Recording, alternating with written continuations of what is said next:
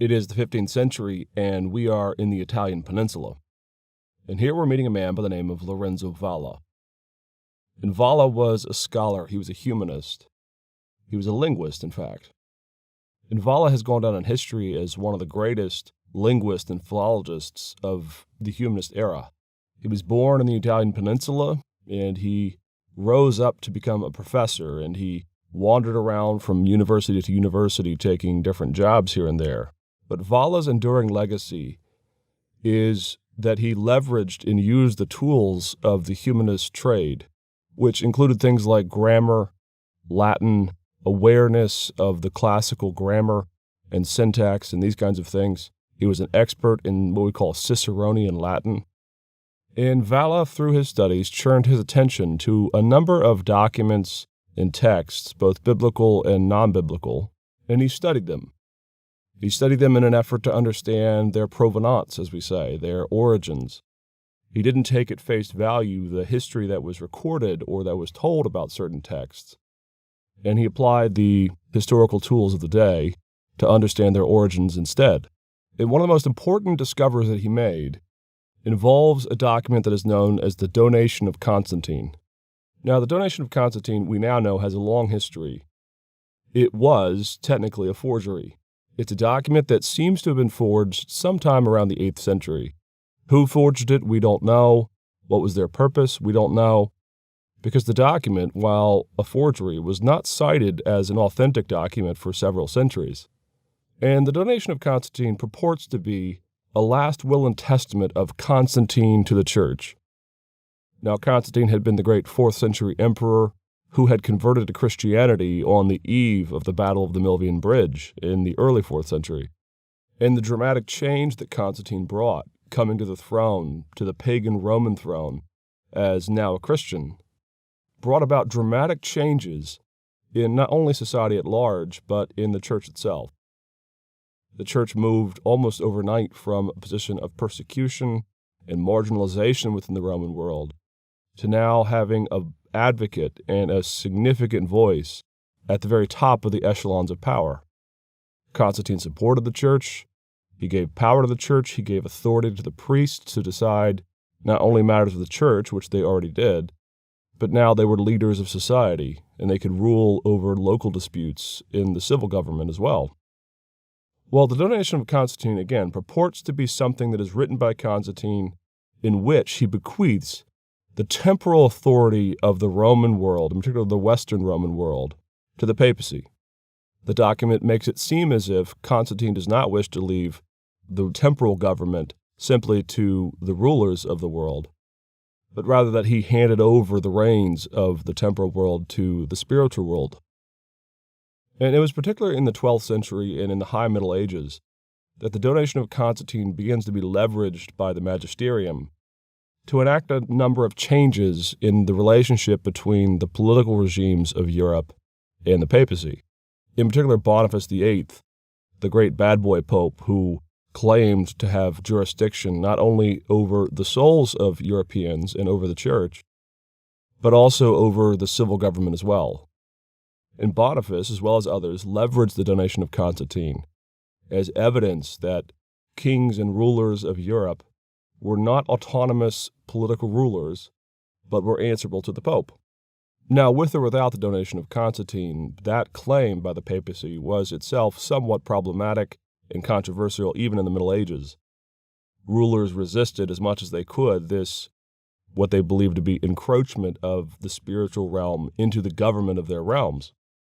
And in particular, as the papacy began to be ravaged by power-seeking, corrupt rulers and popes as the centuries drew closer to the Reformation era, this claim by the papacy to be over the temporal realm increasingly began to be problematic. And so we fast forward now to the 15th century, and Lorenzo Valla is studying the Donation of Constantine, and using linguistic tools, he's able to determine that this could not have been a document written by Constantine. Now, I'll have students always ask, how could he have known that? What in the text gives that away? And there are a number of features, but the main one that Valla noticed is that the language used and the vocabulary used and the style of it in particular and the use of Latin in this document did not comport with the style and the writing and the grammar and the syntax used in the 4th century. He notices a number of words that simply either did not exist or that were not used in the 4th century the way this document used them. Maybe a modern analogy might help us understand this. Let's say someone comes to you and says that they have a handwritten letter from Abraham Lincoln, and in the document, Lincoln begins to use words that are only in existence in the 20th century.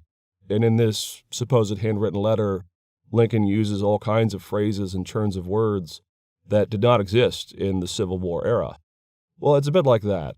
Valla, being such a great Latinist and knowing the classical world and knowing the 4th century world so well, when he studied the donation of Constantine, he immediately spotted a forgery. Well, this document and this discovery by Valla really becomes a microcosm of some of the challenges in the latter Middle Ages that come to a head in the Reformation itself. Now, the donation of Constantine is no longer used today. Catholics and the magisterium today are well aware that this is a forgery. It doesn't shock them to know that this was a document that was used at one time. One clarification to make right now, the papacy wasn't basing its spiritual authority on this document. Rather, it was basing its role in temporal affairs on this document. So this document doesn't undermine the papacy itself, but it does shed light on the evolution and the problems of the corruptions of the papacy and the challenges of the latter Middle Ages for the Church. And so in this lecture, we're going to be looking at the latter Middle Ages and the context of the Reformation movement. We're going to look at some of the abuses, some of the challenges, and we're going to be looking at some of the theological debates that were going on in the latter Middle Ages that Luther and others pick up and challenge in their own day just several decades after this period of time. And I want to start with one caveat here. A bit too often when this story is told, it makes it sound as if the latter Middle Ages were simply corrupt head to foot within the Catholic Church. It makes it sound as if everyone was a scoundrel, as if all priests were bad, as if everyone was sleeping around or extorting money from the populace, and that there was no health whatsoever in the Catholic Church. And I want to say right now, despite the fact that we're going to look at some of the abuses, and we're going to focus in on some areas that in particular had more abuses than others, the fact remains is that there were healthy organizations and healthy wings of the Catholic Church throughout Europe. You can just look at the country of England. England does not really present many or any of the corruptions that we're talking about here. The English Church was pretty strong. It had good leadership. And as it comes into the Reformation, the bishops and the leaders and the priests were relatively well trained and were really strong on disciplining themselves whenever priests were lax. So what I'm saying here is don't get tunnel vision. Don't get lost in the idea that just because there were significant problems in the latter Middle Ages and in the Renaissance papacy, that what we're saying here is that everything was gone and every church experienced all of these problems in the exact same way. They simply did not. And we can begin by noticing just simply how historians come to an understanding of the ethos and the culture of the church, because I want to say something about how historians work in this field. And again, this is another misconception and a problem that we have to clarify. When you look at the historian's trade, there are really two main focal points as to where they drill down and try to get a sense, a biopsy, you might say, of a period of time like the latter Middle Ages. And the first approach can be studying what I call official theology or the official proclamations or the official rulers of the church. So if we're studying the Middle Ages as a whole, we can look at people like Aquinas and Occam and Gabriel Biel. We can look at the papacy itself in Rome or in Avignon. And we can explore really the leadership and the best books being written during a period of time. And this is absolutely a valid way of engaging with the past. The problem, though, is that we're dealing with one fraction of 1% of the people that are in the world at this time. So take Aquinas, for example. Just because Aquinas wrote extensive volumes on theology and philosophy does not mean that the vast majority of the laity would either be aware of these teachings or really have been impacted by their theology. If they are impacted, it's indirectly through the formation and the reading of bishops of Aquinas' books and then on down to priests. That's hardly a direct connection. And so increasingly, particularly in the 20th century, what you see is historians focusing on lay life. What was it like in the village? What was it like on the farm? What was it like in the cities? And often when you extrapolate those pieces out, you get a far more complex picture. You see, in other words, the difference between what the church is proclaiming to be the practice of the church and, at times, the rich variety of the application of those ideas. And that study of lay life is vital to really get a composite and an accurate picture of the periods of time that we're talking about. Too many books and too many lectures have been given where the entirety of the Middle Ages is simply summed up as the thinking of one person, Aquinas, let's say. Well, a peasant farmer out in the boonies of England simply would not have been dramatically and directly impacted by the teachings of Aquinas, not personally. But all that to say about the two stages of historical research, what we're going to focus on now is essentially a little bit of a mixture of both. But the thing we're going to focus in mostly on is on the official proclamations of the church. But what we're going to focus on more is the semi-official understanding in the Middle Ages of the doctrines of salvation. But we can begin with some of the challenges of the latter Middle Ages for the papacy and the church. The first thing we want to say is that the church in the latter Middle Ages was going through structural weaknesses. Only the most zealous and committed defenders of papal authority would have said in the latter Middle Ages that there was not something wrong with the papacy at this point. Now, very few would have said that there was something so corrupt in the papacy that it was beyond repair. But just about everybody knew that there was something wrong. And the two structural weaknesses in particular that come about involve two crises in the latter Middle Ages for the papacy. The first is the Babylonian captivity of the church, or the Avignon papacy. And the Babylonian captivity of the church, as Petrarch called it, and Petrarch is the father, really, of humanism, and he scorned this problem. But the Babylonian captivity of the church was a period of time in which the papacy moved from Rome to the city of Avignon. Now, the papacy believed that it was moving there to keep an eye on the politics of France and England. And France in this day and age was the biggest kid on the block, and there were all kinds of turmoils and wars that were going on up in the continental region. Still, it was hard to escape at least the impression that the papacy had now been co-opted by France. When you move the spiritual head of the church from its first location in Rome up to the city of Avignon, suddenly there seems to be something strange afoot. And from 1309 to 1377, the papacy resided in southern France, in Avignon. And the crisis at this point wasn't so much that people doubted that the pope was the spiritual head of the church. Rather, they debated just how spiritual the pope was. There was lurid politics, controversies and strifes, and all these kinds of things going on during this period of time. Well, the Babylonian captivity was exacerbated just a year after it ended. In 1377, as the papacy moves back, after a certain amount of pressure is put on the papacy to return to Rome, within several months of returning back, the pope who brought the papacy back to Rome died. He died of natural causes. There was nothing sinister afoot here. However, when the College of Cardinals gets together to elect the next pope, it is said that the Italian populace rioted, that they were sick of so many French popes, and that they demanded an Italian pope. And lo and behold, the College of Cardinals elected an Italian under duress, some would say. Well, the next stage of the crisis within the latter Middle Ages is the great papal schism that comes as a result of this pressure put on the College of Cardinals to elect an Italian pope. Because the vast majority of the College of Cardinals at this time was French, and the rump of the College of Cardinals returned to Avignon, declared that the first election was now invalid, and they elected a new pope. And so you have this rather tense moment where at least the majority of the same College of Cardinals has elected two different men in quick succession. And of course, the first guy isn't going to step down. He has the power. He's in Rome. And the second one, now in Avignon, is certainly not going to step down as well. And so for a period of time, from 1378 to 1417, you have a series of crises, of schism within the church, where at times you have two popes, and then at a later date, after a series of events, you actually have three popes, elected and ruling, one from Pisa, one from Rome, and one from Avignon. Now the crisis here is more profound than the Avignon papacy, though it comes right on the heels of the Avignon papacy, so it is often seen as a composite problem. And the problem here is, if you're a king of England, just who are you going to be accountable to? Who are you going to ask for pardons or for edicts for your country? If you need a bishop restored or certain offices filled within your country, who are you going to ask?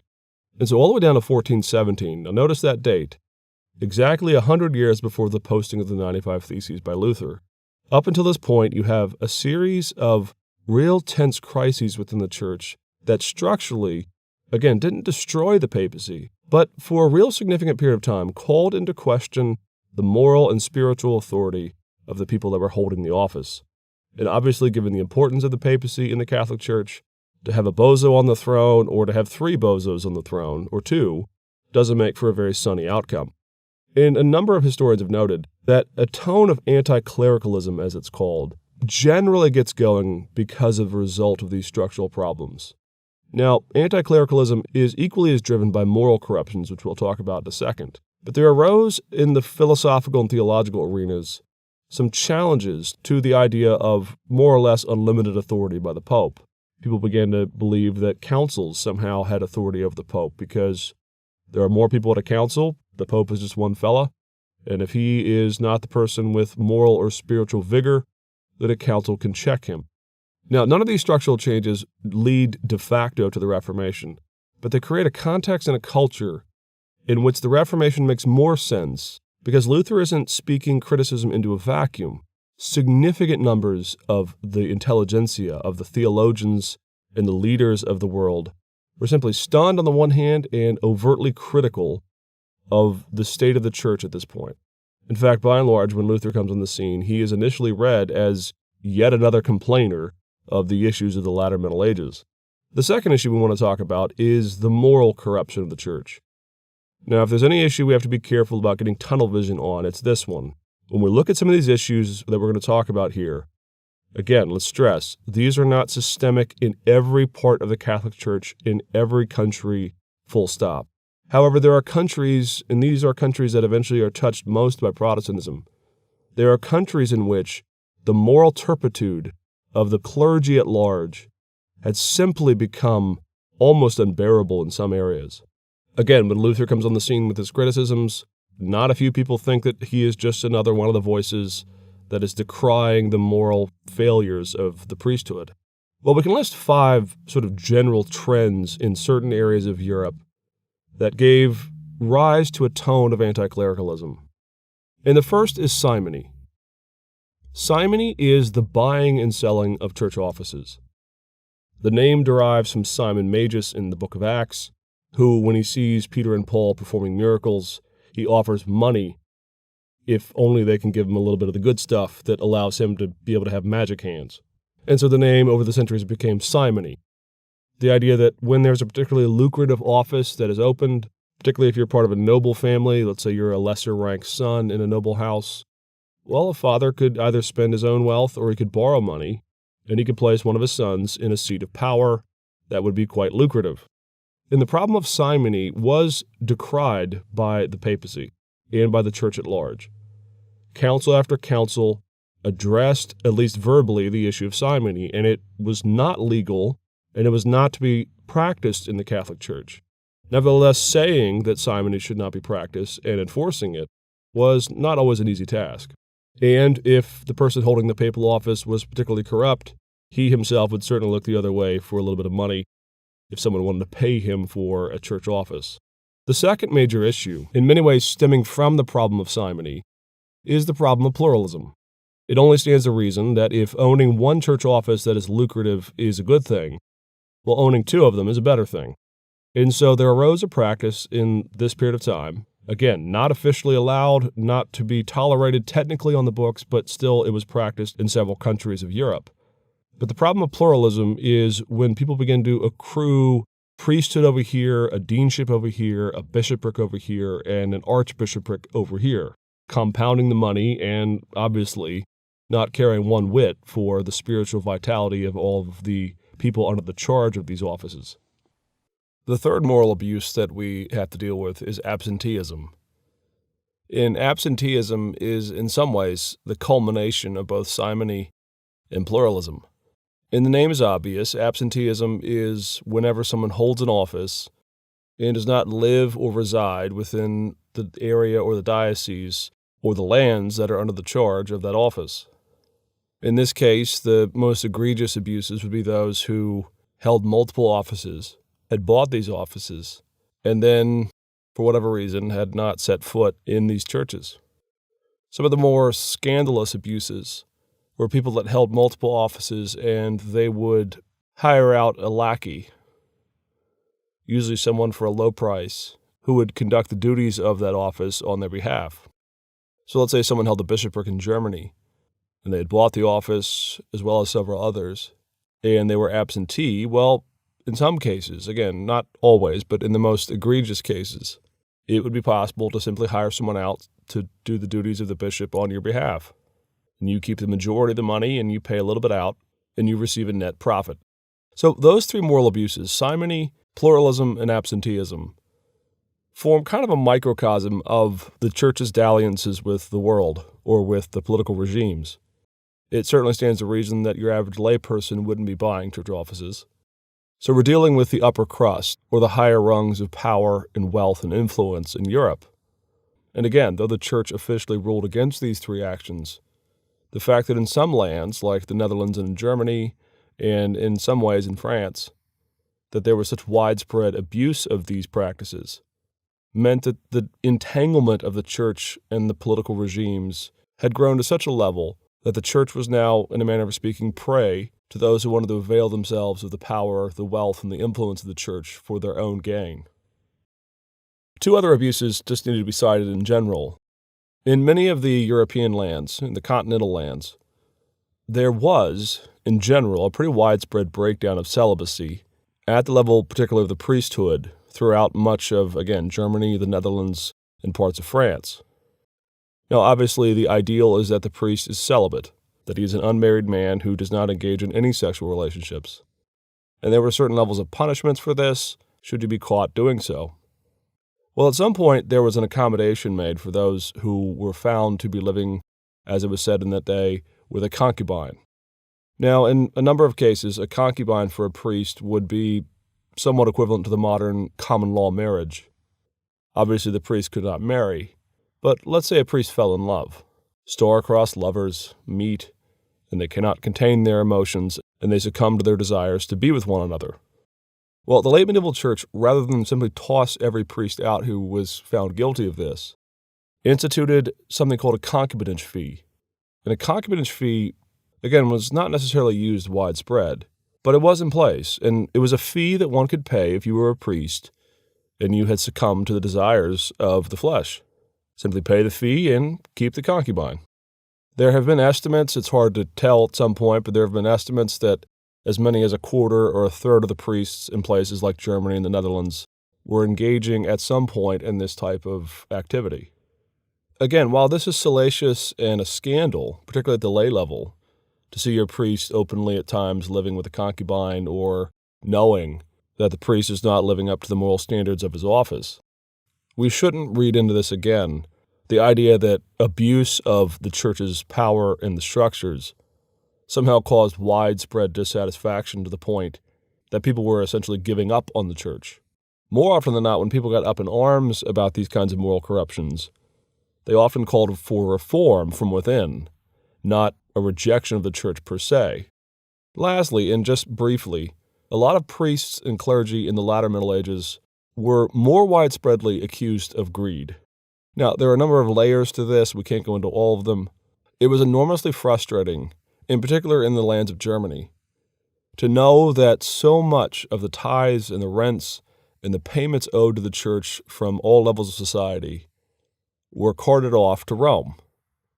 In fact, during Luther's early Reformation, one of the leverage points that he has with the nobility of Germany is that they are equally frustrated with the Catholic Church, though for different reasons, not for theological reasons, but for political and economic reasons. There was this tone with some, again, mostly in areas like Germany, that the priests were an unchecked, undisciplined lot. There were other rules in place that became frustrating. One of the big ones was that a priest or anyone in the clergy could not be rung up in civil court. If they did something that was particularly heinous, the only place they could be tried was in the church courts. And as you can imagine, it'd be very difficult to have good checks and balances when you're policing yourself. So there were some moral corruptions at all various levels of society. At times it felt as if everyone in certain areas was engaging in some sort of salacious activity.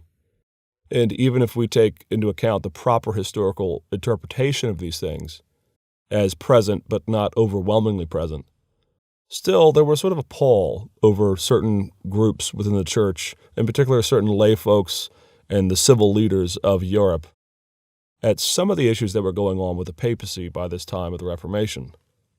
Now, all that to say, all these issues that we've talked about are important to note because they speak to problems within the church that existed before Luther. And we have to understand Luther in his context. He is not the first, and he's certainly not the last person to complain about the Catholic Church. It is telling that it took years before Luther was actually excommunicated, even though from relatively the very beginning, it was clear that Luther was driving a hard edge against the Catholic magisterium. But in this day and age, as well as all throughout most of church history, believe it or not, the Catholic Church usually just sort of absorbs the criticism. It does not frequently crack down in a very aggressive way. And in particular, when you look at a period of time like the 1500s, the early 1500s, since very few could look with rose-colored glasses at the Catholic Church, and just about everyone admitted that there were problems, when Luther comes on the scene, it was somewhat okay that he was criticizing some things. But here's the important thing. Luther does not stand his Reformation up on the issue of moral or structural problems within the Catholic Church. And so even if this context, this backdrop of the Reformation, is that there are a number of people who are dissatisfied with the corruptions of the church, Luther simply focuses on the theological issues of his Reformation breakthrough. And so we want to outline just one quick thing about the Catholic faith in the latter Middle Ages that will have a dramatic impact on Luther and his Reformation breakthrough. And that is the Catholic understanding of salvation. In the Catholic system, there is a process of what we might call cooperation with the grace that God gives you through the sacraments and through the church. It is a misnomer in a manner of speaking to say that Catholics believe in justification by works. Now, Luther knows this very, very well. What Luther says about the Catholic system is not that they do believe in justification by works. Rather, what Luther alleges is that the system that we're about to describe here amounts to justification by works. Well, what do I mean? Well, prior to Luther, there had not yet been an official proclamation on the issue of justification or sanctification in the entirety of the church's history. Now, if you just stop and think about that, that is quite startling. Of all the things that the church had issued proclamations on, the divinity of Christ, the Trinity, the full humanity and divinity of Christ, and a number of other issues, the fact that there had not yet been a single major eruption of controversy over the issue of justification by faith is actually quite startling in the church's history. So while there's no official proclamation yet on the books when Luther is born, there will be after the Reformation. In many ways, the Reformation pushes or forces the Catholic Church to issue once and for all their declaration as to the order and the process of salvation. And they do this in the 1560s at the Council of Trent. But prior to Luther, there was a majority consensus opinion about how salvation was to be worked out in the church. And it goes like this. A child is born, and within 7 days they are baptized. And in many cases, a child takes his or her name from the saint of the day that they're born. So Martin Luther, for example, his name actually comes from the fact that he was baptized on the feast of St. Martin. But the baby is baptized after 7 days. And in the Catholic system, the baby is regenerated. And that is a technical term. The phrase here, baptismal regeneration, means that at baptism, without any regard for the child's works or worthiness, because they are being baptized by the Catholic rites and by the sacraments, the Holy Spirit de facto in every case comes into the infant. Original sin is washed away. There is actually language of exorcism at the beginning of the baptismal service, casting the devil out before the Holy Spirit comes in, this kind of thing. And so at baptism, original sin is washed away, and the child enters into the journey of the Christian life.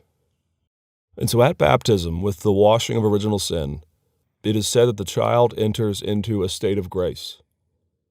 Now, this state of grace is, in a manner of speaking, washed clean, yet not fully resurrected, redeemed as they will be in the eschaton.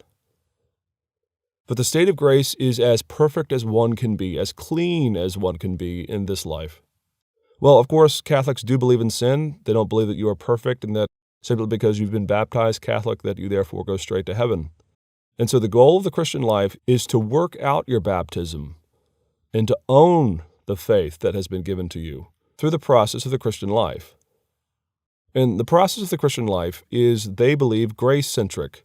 And the system is that, of course, everyone sins. And so over the course of an ordinary year, a person will sin any countless number of times. And it is the responsibility of all Christians in the Catholic system to confess your sins. Now, you can't simply confess to your neighbor, and you simply can't confess to Christ. You need to avail yourself of the sacraments and the authority of the Church. And so what sin has done is pulled you out bit by bit from the state of grace. It's tarnished you. It's corroded you. It's added dirt and muck to the pristine nature of your soul after its baptism. And so what a Christian must do is, first of all, feel contrition. They have to feel sorry for their sin. Next, they go to a priest and they make confession. Those of you who are not raised Catholic, of course, might have in your mind any number of Hollywood depictions of people entering into the confessional, and usually there's some mob guy in there or something suspenseful that's about to happen or something. But we've all seen confessionals, and the confessional is a place where the Christian is to unburden themselves. They can say anything. They can confess anything. They're supposed to confess everything if possible. And after confession, the priest announces that the person is absolved. That is to say, they apply grace at this point, and they say, you are absolved of this. However, and this is the sticky point for Protestants, even though you're absolved of it, even though you have been given grace, even though you've not been thrown out of the church, which is probably what you're due, the Christian still must make satisfaction for the penalty of sins that they've committed. And so it is at this point, after the absolution by the priest, that they assign a number of penances. And a penance can be any number of things. Giving alms to the church, and an alm is anything above and beyond your tithe. Doing good works of all kinds, praying the rosary, praying a certain number of Our Fathers, going on pilgrimage, any number of things. And penance really is something like training the soul. It both pays, in a satisfaction sense, the penalty for the sin, it's making restitution, but also, ideally, it's strengthening the Christian, so that next time when sin presents itself, they might be more equipped to resist it. So the Christian in the Catholic system must enact something. They must do something at this point to really participate in the sacraments and the grace of the Church, to be restored to the state of grace. Now, historians have always noted, this is a grace-saturated system. The sticking point, and we'll get to this in more detail later, is the issue of satisfaction and the repaying of the penalty itself, even after the absolution of the priest. At the end of one's life, should you have more deductions than deposits, so to speak, on your spiritual ledger, then before heaven you enter into one last phase, one last time of the purgation of your soul through penance, and hence the name, you go to purgatory. Again, let's say you've made confession and you were unable to do all the penances that are assigned. Well, in the Catholic system, you have the opportunity to make up time after your death. And after purgatory, you finally ascend to heaven and have the beatific vision. One last piece to this medieval system is the concept of indulgences. And of course, indulgences will play heavily in Luther's initial break with the Reformation. Well, an indulgence is not a buying of heaven. It's not buying your salvation. Rather, an indulgence is a process whereby the person doesn't have to perform all of the penance that is assigned to them. So let's say I've done something particularly heinous. Let's say I've robbed a bank or something. And I feel contrition for this. I go to the priest, I confess. He absolves me. And he gives me 100 million Hail Marys. Let's just be hyperbolic here. Well, obviously, I'm not going to say all of these Hail Marys. And with that number on my head, if purgatory awaits, that is a lot of time in purgatory to really work out the satisfaction that I owe. Well, in the late medieval system, I could actually pay the church to do prayers and penances in this cycle of restoration on my behalf. Now, this, again, is seen as grace. It's seen as the church buoying up those who are unable to do all of their penance. So what I can do is offer a sum of money to the church and say, monks, priests, you are doing Mass daily. You are praying throughout the day with the 7 offices. You are doing all this work. How about you do some for me? Let me fund you in your ministry and your prayers and your satisfaction, and that will count as my penance. So again, an indulgence is not the breaking of the system, but rather the suspension of penance itself. And when we fast forward to Tetzel and Luther and all these issues, indulgences were meant to function in a particular way, but they were also ripe for abuse for those who simply wanted to extort people through fear of purgatory and the fires of damnation. In the end, it is this Catholic system, this Catholic majority opinion of salvation, that is the most important backdrop of the Catholic Church prior to the Reformation.